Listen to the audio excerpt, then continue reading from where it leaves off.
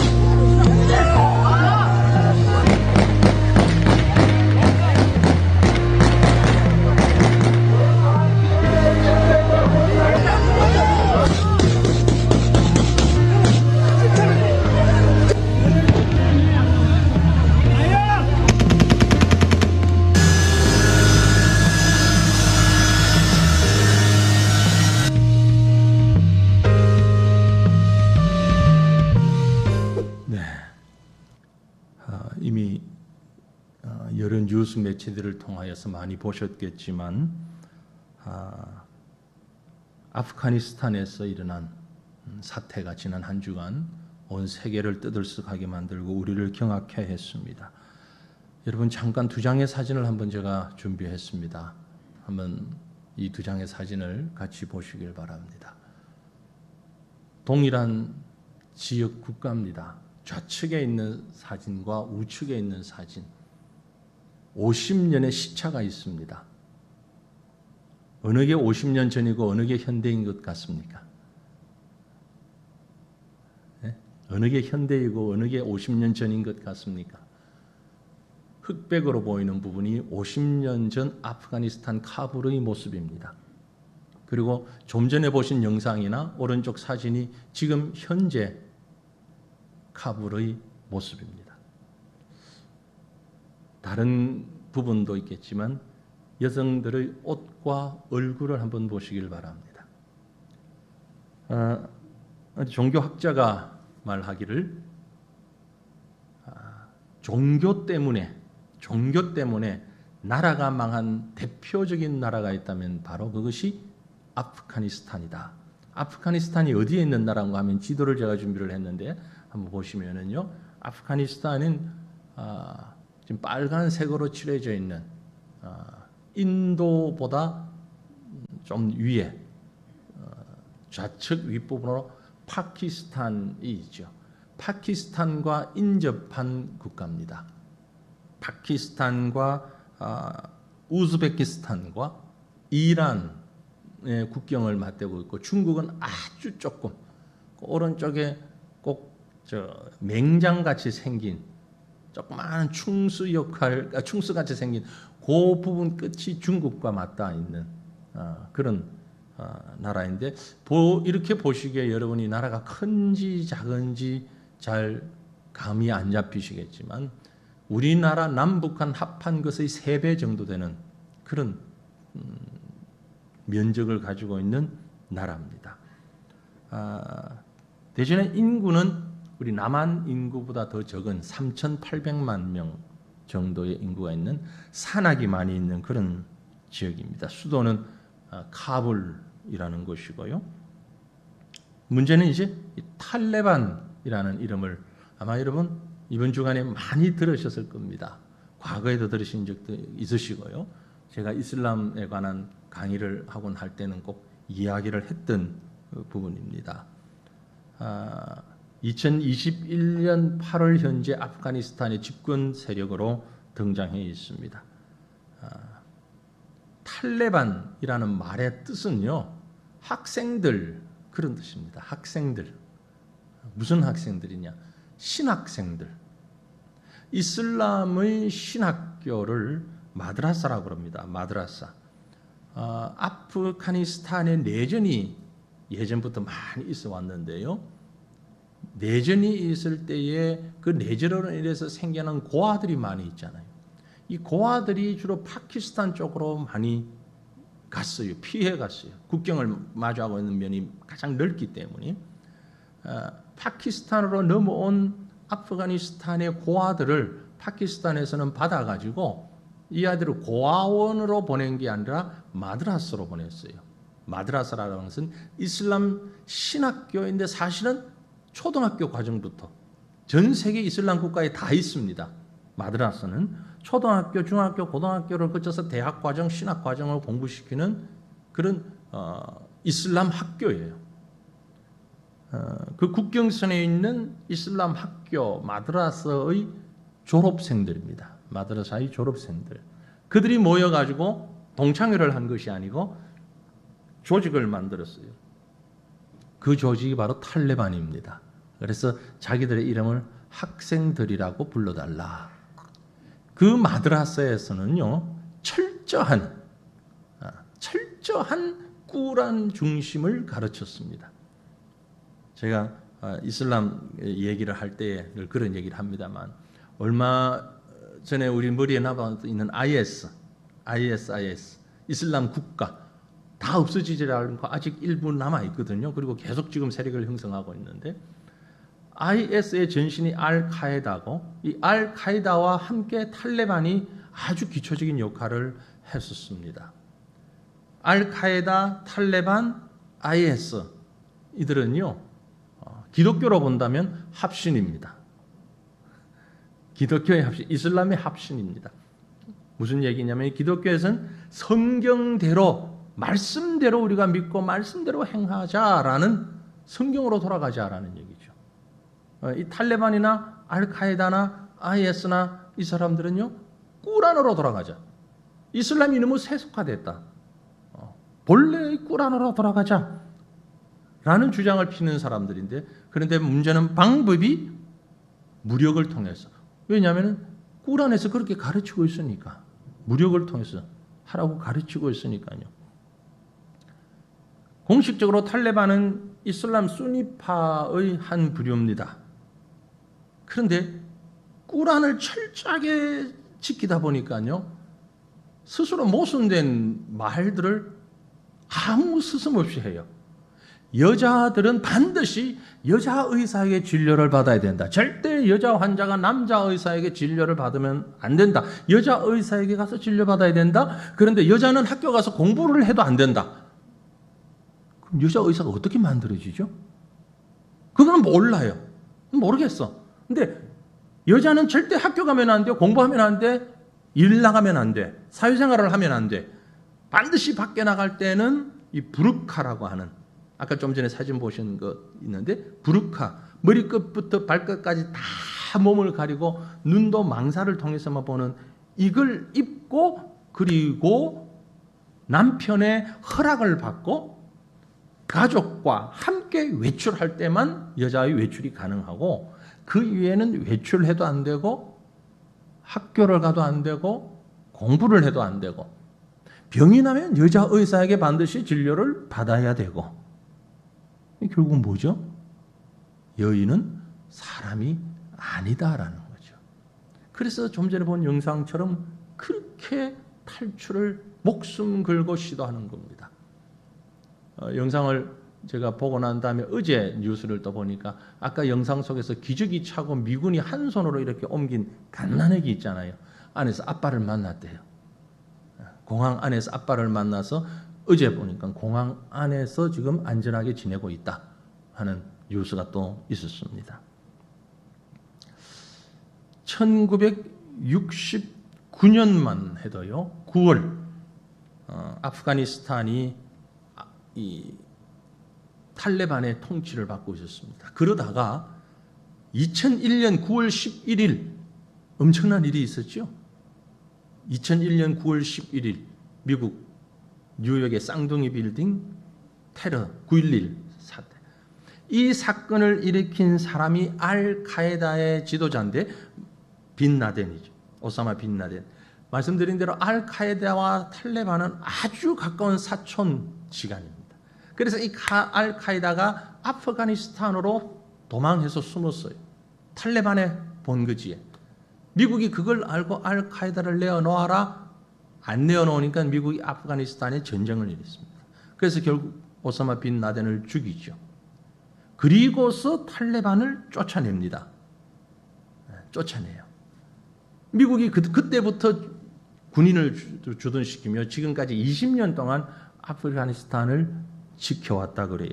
그런데 최근에 미국에서 아프가니스탄 미군 철수한다라고 발표를 하자마자 불과 3개월도 채 되기 전에 완전히 한 나라가 탈레반에 넘어가 버리고 만 것입니다. 우리에게 일반적으로 알려져 있는 이슬람 문제, 조금 긴장하다가 조금 느슨했었는데 지난 주간에 이 아프가니스탄 사태로 다시 우리의 관심사로 떠오르게 됐지요. 그런데 사실 우리가 일반적으로 알고 있는 이슬람 국가 IS와 함께 알카이다, 보코하람, 무슬림 형제단, 하마스, 라슈카라 에타비아, 카타이브, 헤즈볼라, 알-샤바브, 헤즈볼라, 이 10개 단체가 2020년 10월 유엔이 발표한 세계 테러 단체 중 대표적인 단체이고, 현재 유엔에서 파악하고 있는 이슬람 테러 단체는 전 세계에 58개 단체가 있습니다. 이슬람 분야에 조금 관심을 가지고 또 그런 분들과 서로 요즘 한 달에 한 번씩 영상 모임을 합니다. 오프라인으로 못하기 때문에 한국 장로교 총연합회 이슬람대책위원회에서 영상 모임을 하면서 이런 정보들을 나누고 또 우리가 해야 할 일들, 국내에서 우리가 해야 할 일들을 나누고 있는데 매우 중요한 때다라는 것이 분명합니다. 안타까운 마음으로 한 주간을 보내면서 자연스럽게 오늘 주일 말씀을 우리가 좀 더 긴장되는 말씀을 함께 나누어야 되겠다라는 생각을 하게 됩니다. 그리고 오늘 말씀 가운데 마음이 둔하여지고 뜻밖의 그날이 듯과 같이 너희에게 임하리라 하는 말씀을 깊이 생각하게 됩니다. 마음이 둔하여지고 뜻밖의 그날이 듯과 같이 너희에게 임하리라. 여기 말씀하는 그날이라는 말에 초점을 좀 맞추고 싶습니다. 그리고 이 말씀을 통해서 우리가 새롭게 결단하는 그런 은혜가 함께 있기를 원합니다. 그날, 무슨 날입니까? 우선 자연재난의 날, 자연재난의 날이 오고 있습니다. 여러분 기억하십시오. 이미 우리가 피부로 느끼고 있죠. 지난 주일, 지난 주말이죠. 북아메리카 카브리해에 있는 섬나라 아이티에서 7.2 강도의 지진이 일어났습니다. 뒤이어서 열대성 폭우가 쏟아지면서 일주일 동안 약 2,000명이 사망하는, 지난 주일날 제가 200명 넘었다라고 말씀을 드린 것 같은데요. 어제보로 2,000명 넘은 사망자가 나왔습니다. 그 나라 인구가 몇 명이냐? 1,100만 정도밖에 안 됩니다. 그러니까 우리로 치면 약 10,000명이 일주일 만에 목숨을 잃었다라는 얘기지요. 비율적으로 보면 어마어마한 일입니다. 세계 도처에서 일어나는 지진, 그로 인한 쓰나미 뿐만이 아니라 폭염, 폭설, 한파, 한냉, 여러 자연재해들이 곳곳에서 일어나고 있습니다. 이런 자연의 재앙들, 남들만 겪는 얘기가 아니라는 것을 꼭 기억하셔야만 합니다. 만약 우리나라에도 같은 규모의 지진이 일어난다면 어떤 피해가 있을까? 어제도 군산 앞바다에서 지진이 있었다라는 뉴스가 있었는데요. 우리나라 주택이 이제 대부분 고층 아파트잖아요. 과천만 해도 30층이 넘는 아파트들이 절비한데, 만약 이런 고층 아파트에 있는 곳에 IT에서 일어났던 그런 지진이 일어난다고 한번 상상해 보십시오. 끔찍한 일입니다. 상상할 수 없을 만큼 끔찍한 일이죠. 성경은 분명히 하나님의 말씀인 성경은 이것을 경고하고 있습니다. 여러분 마태복음 24장 7절로 8절 말씀 다 같이 우리 한번 읽어보십시다. 민족이 민족을, 나라가 나라를 대적하여 일어나겠고 곳곳에 기근과 지진이 있으리니 이 모든 것은 재난의 시작이니라. 재난의 끝이 아니라 재난의 시작이랍니다. 기근과 지진, 자연재해의 모든 재난은 재난의 시작에 불과하다는 것이죠. 온 세계가 겪어야 할 재난, 자연재해, 이런 지진과 같은 것에 그치지 않고 경제 위기로 시작된 경제재앙, 나라 간 영토재앙, 자원과 식량 확보 전쟁. 오늘 아침에 제가 본 뉴스를 보면 선진국에서는, 일부 부유국가에서는 지금 백신을 3번째 맞는 것을 시작한다는 거죠. 우리 지금 다 2번씩 맞았고 얀센인가 한 건 한 번 맞잖아요. 그죠? 저도 내일 아침에 이제 2번째 2차 접종을 하는데 1차 접종도 못한 사람들, 나라들이 수두룩한데 전 세계적으로는 지금 1차 접종까지 끝낸 인구가 약 30% 된답니다. 전 세계 3분의 1이 채 못 되는 거죠. 그런데 일부 국가에서는 3번째 백신을 접종한대요. 변이가 많이 일어나니까 2번 가지고는 안심을 못 하겠다. 그래서 일정 기간이 지난 사람에 한해서 3번째 접종을 한다. 빈익빈 부익부, 극단적인 그런 모습들이 지금 벌어지고 있습니다. 그런데 여러분, 지난주에 말씀드렸지만 이런 자연재해들은요, 단순히 자연적 현상이 아닙니다.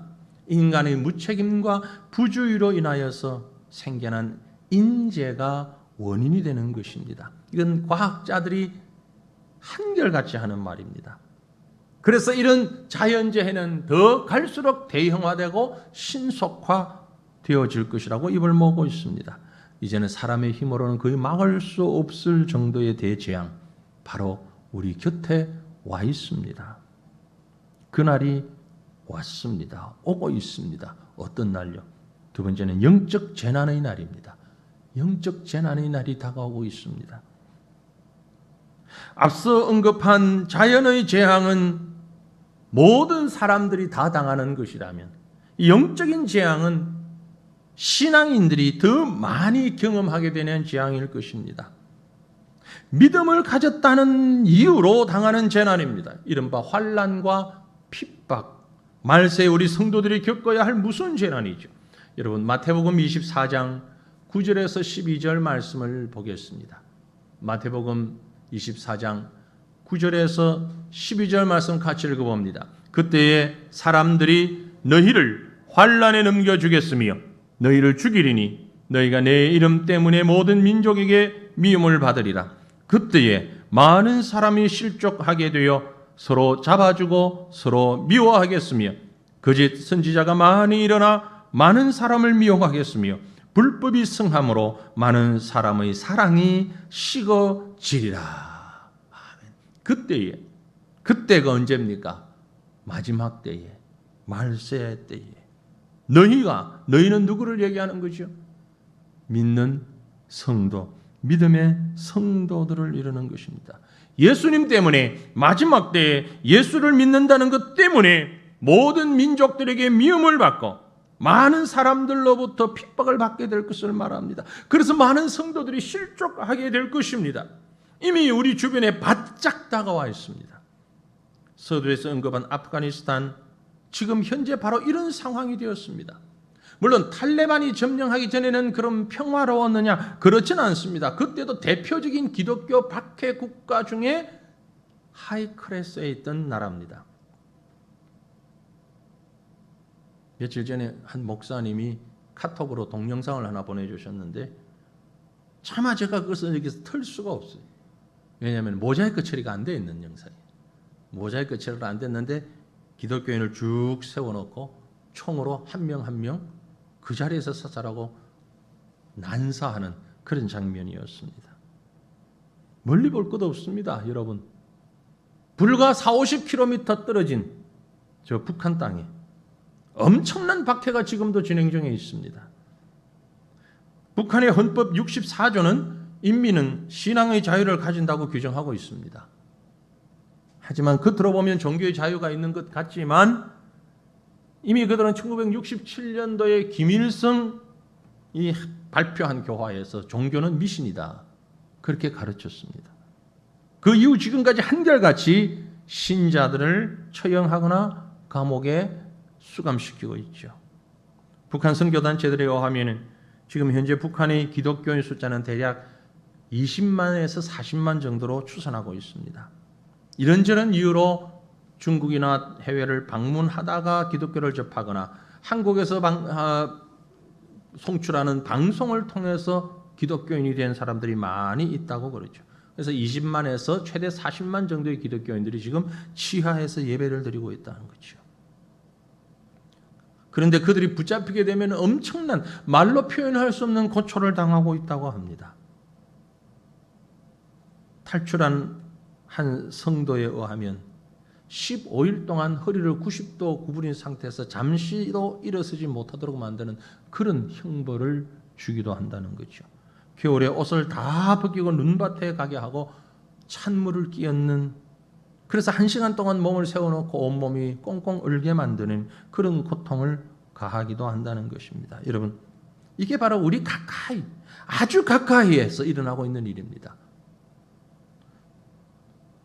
오픈 도어즈라고 하는 선교단체가 있습니다. 국제적인 선교단체인데요. 오픈 도어즈에서 2021년 월드 와치 리스트라고 하는 그 발표를 했습니다. 월드 와치 리스트. 거기에 보면 전 세계적으로 박해받는 기독교로 인해서 박해받는 나라들이 나와 있어요. 50개 국가를 지목을 했는데 부동의 1위가 바로 북한입니다. 전 세계에서 기독교 박해 국가 1위가 북한입니다. 그리고 2위가 아프가니스탄입니다. 지금 탈레반이 들어오기 이전에도 이미 그들은 이슬람이 국교였기 때문에, 그런데 더 센 탈레반이 들어왔다라는 거죠. 북한, 아프가니스탄, 소말리아, 리비아, 파키스탄, 에리트리아, 예멘, 이란, 나이지리아, 그리고 독특하게 힌두 국가로 인디아. 이 2021년 월드 와치 리스트에 의하면은요, 전 세계에서 매일 전 세계에서 13명의 기독교인들이 믿음 때문에 죽임을 당하고 있고, 매일 전 세계 12개의 교회가 건물이 공격을 받고 있고, 매일 12명의 기독교인들이 부당하게 체포되거나 투옥되고 있고, 매일 5명의 기독교인들이 납치당하고 있다고 통계를 내어놓았습니다. 과거 일제시대에 우리가 겪었던 박해 못지않은 엄청난 박해가 지금 이 시대에 우리 주변에서 일어나고 있는 것입니다. 그러므로 이런 모든 것들을 보면서 그날이 임하고 있다. 어떤 날입니까? 주님 재림의 그날이 다가오고 있다는 사실을 우리는 깨닫게 되기를 원합니다. 주님 재림의 날이 다가오고 있습니다. 마태복음 24장은 여기에 대한 많은 것들을 우리에게 말씀하고 있는데요. 24장 29절로 31절 말씀을 보시면, 그날 환난 후에 즉시 해가 어두워지며 달이 빛을 내지 아니하며 별들이 하늘에서 떨어지며 하늘의 권능들이 흔들리리라. 그때 인자의 징조가 하늘에서 보이겠고 그때 땅의 모든 족속들이 통곡하며 그들이 인자가 구름을 타고 능력과 큰 영광으로 오는 것을 보리라. 그가 큰 나팔 소리와 함께 천사들을 보내리니 그들이 그의 택하신 자들을 하늘 이 끝에서 저 끝까지 사방에서 모으리라.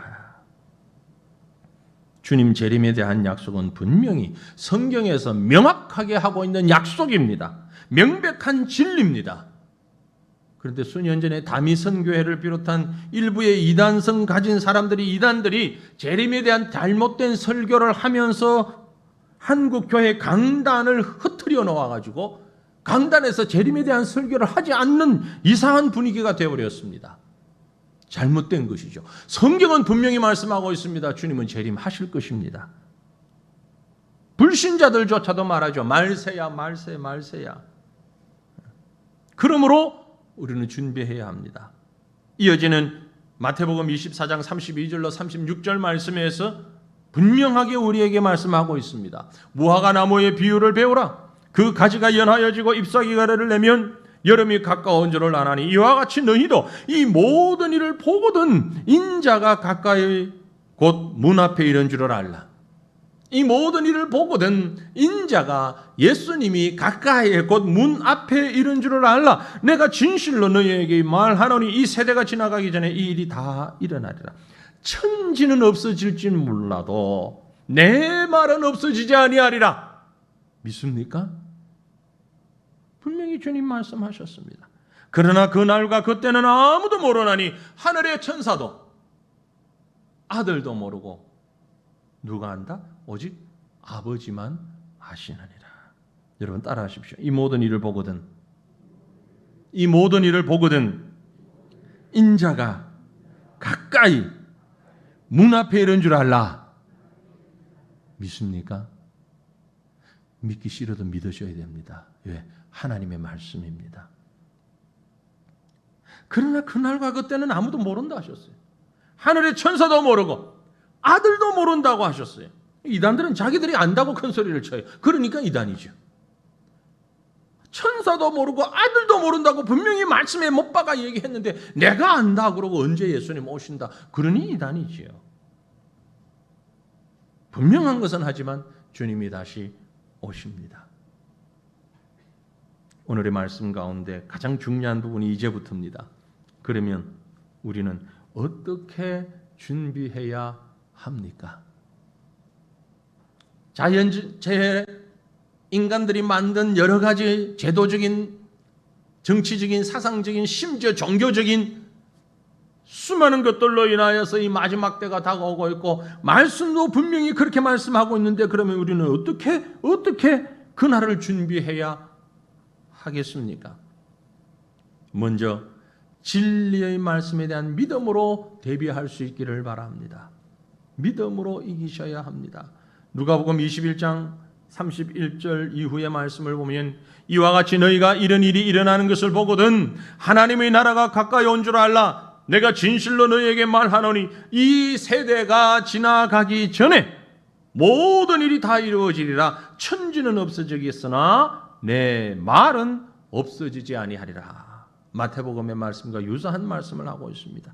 이런 일이 일어나는 것을 보거든 앞에서 언급한 여러 가지 징조와 현상들이 일어나게 되면 하나님의 나라가 가까이 온 줄로 믿으라는 겁니다. 하나님의 나라가 가까이 온 줄 알라. 믿으라는 거죠. 1.1획도 변함없는 진리의 말씀을 받고 믿으시기를 바랍니다. 여러분 믿음의 조상이라 불리는 아브라함을 보세요. 아브라함의 믿음과 우리의 믿음이 다르지 않습니다. 우리는 아브라함에게서 대단한 믿음을 볼 수 있습니다. 아브라함이 직면한 현실은 무엇이었어요? 아브라함에게 주어진 약속이 무엇이었습니까? 아들이 후손이 주어지게 될 거라는 약속이었습니다. 그런데 현실은 어땠습니까? 점점 나이가 많아 늙어져 가고 있습니다. 자신은 물론이고 아내도 이제 더 이상 아이를 낳을 수 없는 그런 몸이 되었습니다. 그럼에도 불구하고 하나님이 아브라함에게 하신 약속의 말씀을 아브라함은 믿었습니다. 로마서 4장 19절에 기록하기를 그가 100세가 되어 자기 몸이 죽은 것 같고 사라의 태가 죽은 것 같음을 알고도 믿음이 약하여지지 아니하고 믿음이 없어 하나님의 약속을 의심하지 않고 믿음으로 견고하여져서 하나님께 영광을 돌리며 약속하신 것을 또한 능히 이루실 줄을 확신하였느니라.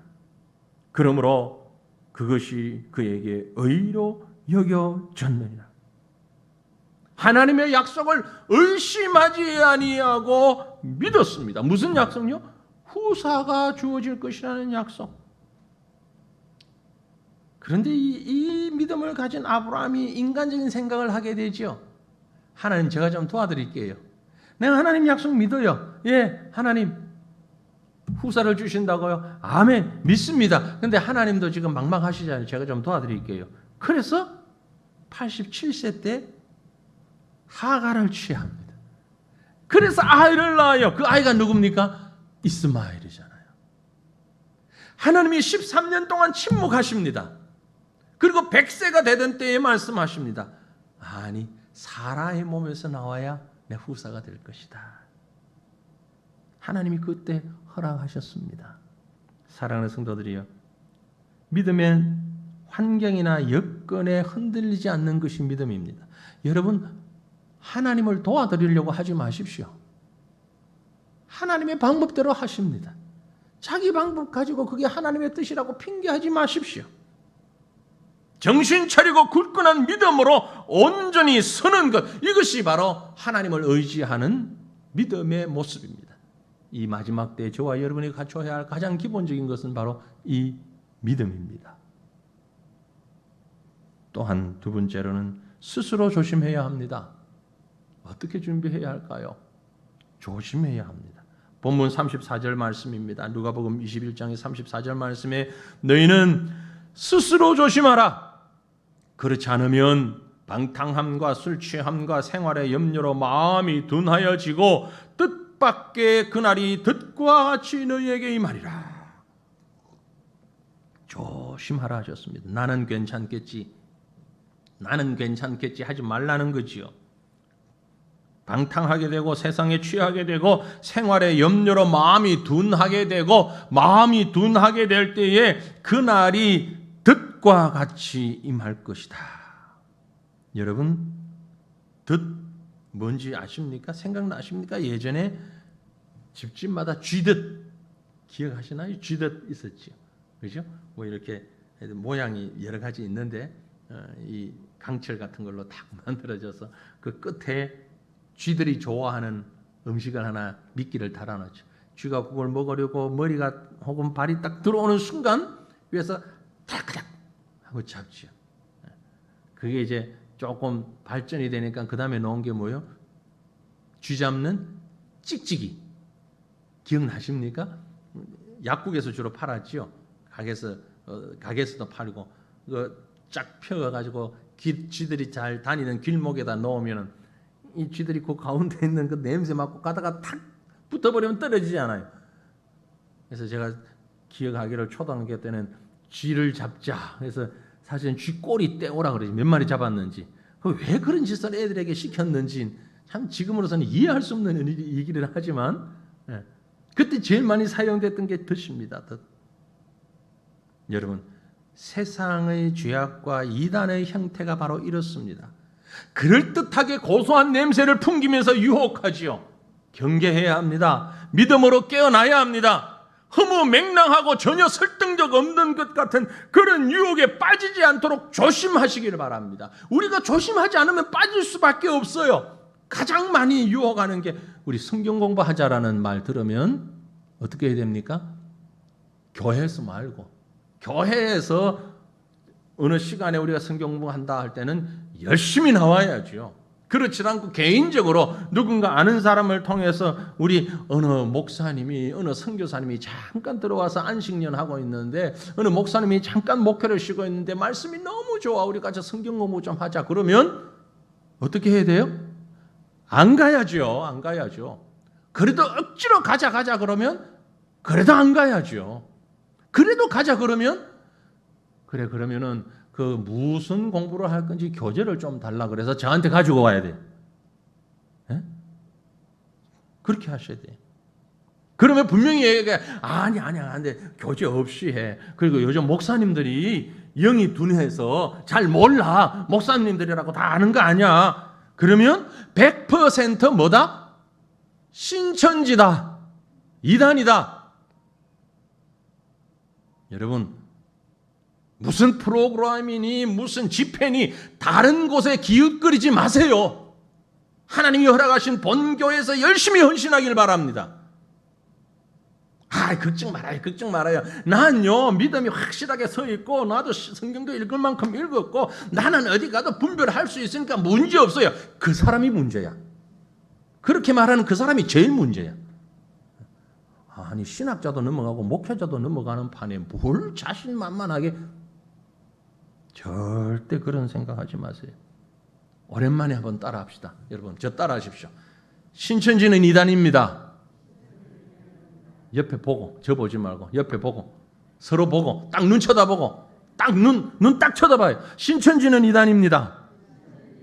이단은 사탄입니다. 이단은 멸망시킵니다. 말 안 하는 사람 수상한 사람이에요. 마스크를 써서 우 이러면서 지금 대충 넘어가는지 모르겠는데 스스로 조심하시길 바랍니다. 조심하셔야 돼요. 마지막으로 모이기를 힘쓰며 깨어 있어야 합니다. 모이기를 힘쓰며 깨어 있으십시오. 본문 36절에 말씀했습니다. 이러므로 너희는 장차 올 이 모든 일을 능히 피하고 인자 앞에 서도록 뭘 하라? 항상 기도하며 깨어 있으라. 항상 기도하며 깨어 있으라. 모여야지요. 그리고 기도해야죠. 깨어 있어야죠. 여러분, 현대는 매우 분주하고 정신없이 바쁜 시대입니다. 사람들은 착각하기를 바쁘게 사는 게 복이라고 생각합니다. 한편 맞는 말이기도 하지만 깊이 생각해 보면 늘 맞는 말은 아닙니다. 주의 일을 할 수 없을 정도로 바쁘시다고 생각되시면 다시 한번 스스로를 돌아보시길 바랍니다. 정말 바쁜 인생을 살 수밖에 없는 나인지, 아니면 사탄이 나에게 주의 일을 감당하지 못하도록 하기 위해서 바쁘게 만드는 것인지. 현대 사회에서 사탄의 첫 번째 전략은 우리가 주님의 일에 신경 쓸 시간이 없게 하는 전략입니다. 그래서 교회 나올 시간이 없어요. 교회 나올 시간이 없어요. 가장 대표적인 게 뭐냐면은 인간관계를 통해서 교회 나가기 싫게 만드는 거예요. 쓸데없는 말 한마디를 통해서 상처 주고 상처받습니다. 이러면 어떨까? 저러면 어떨까? 아무리 해도 안 되죠. 온갖 생각을 다 하게 됩니다. 사탄이 그 생각을 집어넣는 거죠. 또 하나 사탄이 우리 속에 넣는 생각은 돈 좀 벌어야 되겠다는 거죠. 아니, 오해하지 마십시오. 생업을 위해서 어쩔 수 없이 직장을 가지고 일을 해야 되는 사람들은 당연히 해야죠. 그분들을 두고 하는 얘기 아닙니다. 생업의 차원을 넘어서 굳이 그렇게 하지 않아도 되는데도 불구하고 뭐니 해도 머니가 최고야. 돈이 있어야 대접을 받지. 교회도 그렇고 동창을 만나도 그렇고 누구를 만나도 그렇고. 그러면서 도를 넘어서 애써서 찾아가는 분들을 두고 하는 말입니다. 그렇게 하다 보니 결국 새벽 기도는 꿈도 못 꾸죠. 주일날 오전 예배 한번 나가는 것도 하나님이 나한테 땡큐 해야 돼. 나 엄청 바쁜 사람이야. 근데 내가 이렇게 시간을 내서 주일날 예배 나가는데 하나님이 나한테 고맙다 그래야지. 오후 예배, 그건 하는 사람들이나 하지 뭐. 그건 특별한 사람들이, 노인네들이나 오후 예배 하지. 수요 예배, 이건 노인 중에서도 아주 뭐 세상 재미없이 사는 그분들이나 하는 거지. 여러분, 히브리서 10장 25절에 뭐라고 했어요? 모이기를 패하는 어떤 사람들의 습관과 같이 하지 말고 오직 권하여 그날이 가까움을 볼수록 더욱 그리하자. 모이기를 패하는 어떤 사람들의 습관과 같이 하지 말고 서로 권하여 그날이 가까움을 볼수록, 지금 아프가니스탄 사태로 북한의 문제로 그날이 가까워온다는 걸 보셨죠? 그럼 뭐 해야 됩니까? 권하여 모이기를 패하지 말고 모이기를 힘쓰자. 성경대로 여러분 성경대로 합시다. 한 번 더 서로 보면서 서로 쳐다보면서 하십시다. 그러면 안 됩니다. 하시나니까 그러면 안 돼요. 오후 예배 나오세요. 수요 예배도 나오세요. 금요 기도회도 나오세요. 말 못하는 사람 왜 못해요? 자기도 안 나오니까. 근데 분명히 성경이 말씀했잖아요. 예? 지금 이 목사가 하는 말 아니잖아요. 그날이 가까움을 볼수록 어떻게 하라? 서로 권하라. 권하지 않는 것도 말씀 지키지 않는 거예요. 서로 권하라 그랬어요. 어떻게? 모이기를 패하지 말고 함께 모여서 깨어서 기도하게 서로 권하라. 구역장만 하는 게 아닙니다. 권사님들만 하라는 얘기 아니에요. 목사만 하라는 얘기 아니에요. 모든 사람이 서로 보면서 주일 예배 꼭 나옵시다. 모여서 기도합시다. 기도에 꼭 나오세요. 새벽에도 나와서 기도합시다. 금요일 밤에도 기도합시다. 오후 예배도 꼭 나와서 말씀 들읍시다. 누구 명령? 하나님의 명령이에요. 하나님의 명령이에요. 모이기를 힘쓰라 그랬어요. 국가가 지금 모이질 마라 그럽니다. 국가가 모이질 마라 그래요. 어떡합니까? 최대한 모일 수 있는 데로 모여야죠. 우리 10% 모이랍니다. 지금 수용 인원의 10%. 그래서 이 30명 그리고 뭐 3층 4층에 일부 그럴지라도 모여야죠. 그럴지라도. 국가가 강력한 명령권자입니까? 하나님이 더 강력한 명령권자입니까? 서로 상충되지 않는다면, 충돌되지 않는다면 따로라도 모여야죠. 그래서 어떤 교회는 평소에 2부 예배 드리던 걸 7부 예배를 드린대. 현장 예배 어떻게 하든 그 인원 맞춰 가지고 나오라고. 좀 무서운 말씀을 한번 볼까요? 무시무시한 말씀 죄송합니다만 어쩔 수 없이 제가 이 말씀을 여러분에게 알려드려야 되는데 마태복음 12장 30절 말씀 무슨 말씀이 뭐 귀신 말씀 얘기 아니고 마태복음 12장 30절 같이 읽어보십시다. 나와 함께 아니하는 자는 나를 반대하는 자요 나와 함께 모으지 아니하는 자는 해치는 자니라. 나가 누굽니까? 예수님이에요. 주님이에요. 주님과 함께하지 아니하는 자는 주님을 반대하는 자고 주님과 함께 모이지 아니하는 자는 해치는 자라. 해치는 자 되지 않기를 바랍니다. 모여서 하나님을 예배하며 기도하고 깨어나야 합니다. 이것이야말로 자연재해든 그것이 인간의 재해든 종교적 재해든 정치적 재해든 모든 재앙으로부터 우리를 지킬 수 있는 유일한 길이기 때문에 그렇습니다. 사랑하는 성도들이여 말씀을 맺겠습니다. 그날이 다가오고 있습니다. 그날을 준비하시길 바랍니다. 재앙이 닥쳐도 흔들리지 않는 믿음 준비하시길 바랍니다. 환난과 핍박이 닥쳐도 물러서지 않을 수 있는 거룩한 능력으로 깨어나기를 바랍니다. 스스로 조심하며 깨어있는 저와 여러분들이 되기를 바랍니다. 지진이 나서 무너진 사진들을 보셨습니까? 크고 굵은 철근이나 H빔 같은 그런 골조들은 잘 보이질 않습니다. 무슨 얘기입니까? 뼈대가 튼튼하지 못하면 쉽게 무너지는 것이 건물이나 사람이나 마찬가지라는 얘기입니다. 신앙 역시 뼈대가 있어야 합니다. 진리의 골조를 튼튼히 하시기를 바랍니다. 그래야만 그날이 닥쳐도 염려가 없습니다. 그날이 재앙이 날일 수도 있고 환난과 핍박의 날일 수도 있습니다. 그날이 닥칠 때에 뒤늦게 눈물 흘리는 자가 아니라 미리 깨어 준비하는 저와 여러분 되시기를 주님의 이름으로 축원합니다.